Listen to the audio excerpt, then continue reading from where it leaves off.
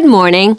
My name's Susan Mossman, and as well as being a part-time lecturer on the university's Museum Science degree, I'm also curator of a new exhibition opening at the Bidmouth Museum called Plasticity. This traces the history of plastics and ways they are being developed and used today. The first type of plastic was originally developed in response to a call from the makers of sports equipment. Animal-derived materials were becoming extremely expensive, so manufacturers launched a competition to find an alternative to ivory for making pool and billiard balls. Although various forms of plastic were developed, none of them were good enough to win the competition.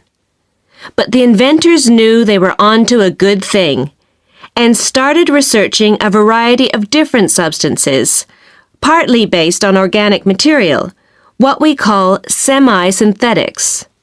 One of the early semi-synthetic materials produced was the first commercially produced celluloid, or plastic film, which was made by dissolving cotton in a strong acid, such as nitric acid. Unfortunately, this had a tendency to explode, so technicians had to be very careful with it. They also experimented with making plastics out of products derived from milk, but this didn't really work, and efforts were therefore concentrated on other organic material. One of the first uses of plastic was in the production of artificial fabric, and the earliest successful one was a substitute for silk. This was obviously a very expensive fiber, so artificial alternatives were thought to be worth investing in. The next significant breakthrough came in 1907 with the invention of Bakelite. This was the first entirely synthetic plastic made in a laboratory. It was invented by Hendrik Baekeland, a chemist who had made a fortune from producing paper used in photographic processes.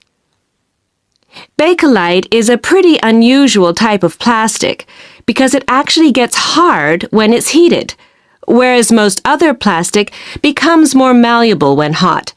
That is, they become more plastic, which is of course where the name for the category of materials comes from. So, strictly speaking, Bakelite isn't a plastic at all. But now let's look at the exhibition itself. In it, we show a variety of semi-synthetic and totally synthetic plastics, some of them dating back 100 years. Some of the older plastics on display are unstable. This means that when they are in the process of degrading, they may produce gases which are acidic and which can cause neighboring objects in the display to disintegrate. We had to be very careful with these displays because there is one thing which causes plastic objects to degrade or break down, and that is light. So we've had to think of ways to get around this problem when setting up the objects on display. We have about 850 objects in the exhibition. One of our most interesting is a magnificent chandelier, a lamp designed to hang in the center of the ceiling of a big hall.